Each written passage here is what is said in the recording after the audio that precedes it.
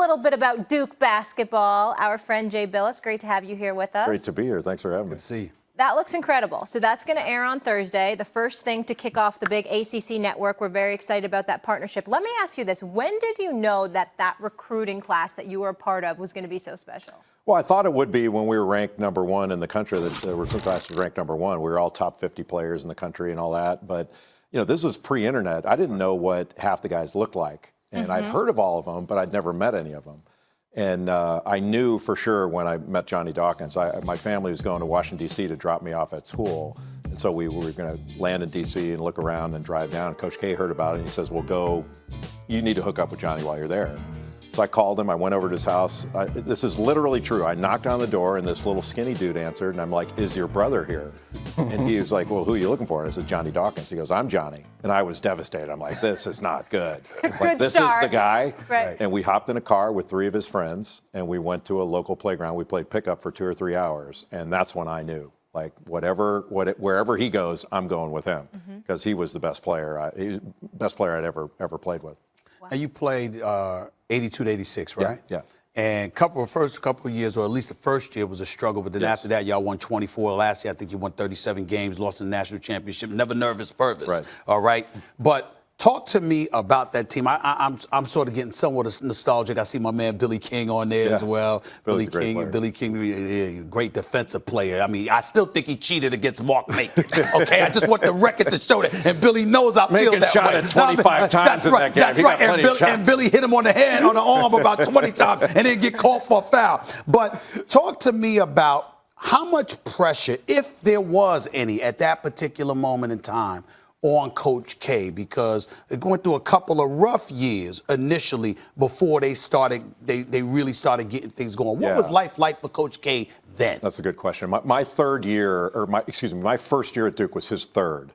So he had not really won there. And of the guys that were recruiting me, he was the least successful and never been to a tournament game. My first tournament game was his first. Yeah. And so, but our freshman year, we were 11-17. We started all freshmen. It was a rough year in a great league. And they were out to get him. The Booster Club, the Iron Dukes, they were called, they still are, I'm a member. They had a petition circulated to fire him. Everywhere you turn. Now, I was with Coach K yesterday, and he said, I was never worried. Well, we were. And we realized we had to get something going quick, or, who knows what would happen. I remember calling my dad saying, Dad, if they fire him, what do I do? I'm not staying here. I'm not staying somewhere they don't value what I value. Like, I'm not staying.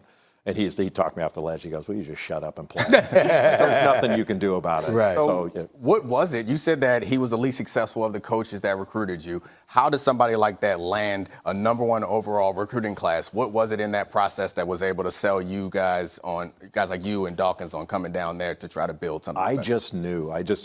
He just related so well to me, and I know the other guys feel the same way. Like, you trusted him right away.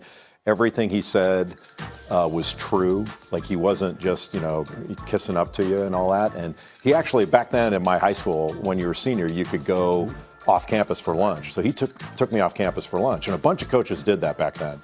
And we went to some really cheap Mexican place I used to go a lot when I was in high school. And when the check came, it couldn't have been more than $7-8, something like that. It was, and this was back in 1981. Right. He made me pay for mine. And nobody else did that. Such a small rule, if you want to call it that. But he was straight up all the time. And I thought, I really want to play for him. It was less about Duke, and I hate to say this about Duke, but it really had nothing to do with Duke. It was all about wanting to play for him. I have a present-day Duke question for you here. So the NBA rookies voted on a survey which rookie they think would be most successful this upcoming season. I was a little surprised by the results. Zion was 4th. And then Cam Reddish was 1st. Your thoughts on this? Well, I was a little surprised too, but if you look strictly on talent across the board, Cam Reddish is the most talented of those 3. He's 6'8", long arms. He's super athletic. He's the best defender of the 3. He gets a lot of steals. He can guard multiple positions, and he can really shoot it. Like, he's so gifted. And, so there's an argument to be made, playing, if you want to call it third fiddle on that team, he wasn't able to show everything he had. There were some question marks about him not performing, but he's 18, but not performing in certain games. Like he scratched in 2 games where he didn't even play at all.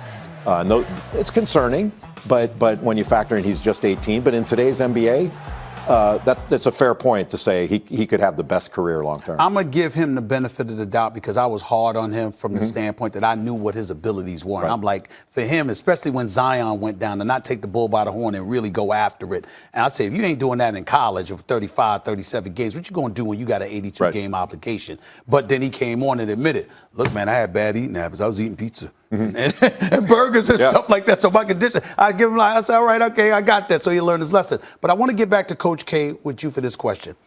What I find most amazing about Coach K is the same kind of thing you just said about him, dating back to the 80s. We're approaching the year 2020, And you got modern day superstars who will say that about him now. Right. I promise you that if LeBron James, if the son appears to be, if he's everything he appears to be, and he goes to college, I promise you that I wouldn't be shocked if LeBron didn't recommend Duke and Coach K. How is that possible that the same thing that you could say about him dating back to the early 80s, in the year 2020, we still got the modern day player feeling that way about this same Coach K? Yeah, he's changed in some ways, but his core values are still the same. So he's got the same foundation. He's way different in the way he handles things now. Like he was, I don't know if volatile is the right word, but he could jump on you in a heartbeat. I'll give you an example. Like when Mason Plumlee was a freshman, I happened to be there for practice, and Coach K said, "Hey, come on in and sit in the back. We're going to watch film." And so he goes through the film, and I can see, okay, Plumlee's about to get it. and then I started having these, PTSD flashbacks. Like this is when he would come after me. Yeah. And so when I would have, in the same situation, I would have been obliterated, and it would have taken counseling to get me back to practice.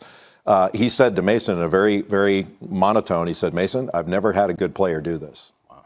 He says, "I think you're going to be a good player, but you won't be if you do this." And it was so penetrating without being demeaning in any way or without kind of taking him down.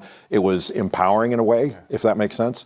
I think Coach K is a lot like, they're different personalities, but he's a lot like Nick Saban in Alabama. Oh, he's evolved with the time. Absolutely. He remains true to his core principles. Yeah, absolutely. But he's with the players, he's still the same. This is what it takes to be great.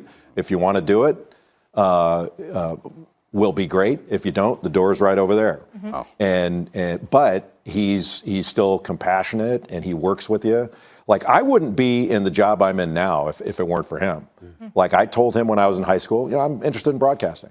And he reached out to alums. I started working when I was in college during the summer. Incredible. And he, if you wanted to do something, he helped you get there. And a lot of people are probably upset with him now that he did that for me because I have to listen to my nonsense now. But he's done that for so many guys. Right. That's wonderful. The class that saved Coach K, Thursday on the ACC network as it launches 9 Eastern. Make sure to check it out. Jay, always good to see you. Produced, Great to see you. Exec producer, which means I didn't do anything. But now I'm going to watch it with the political eye. Better to be an executive. Your names on that. Who's going to be the best rookie in the NBA next year? Quick, one word. Zion. Oh, there we go. I think so. The Little League World Series continues after us on ESPN. It begins with Italy and Oregon at 11 a.m. Eastern. You can also catch it all on the app.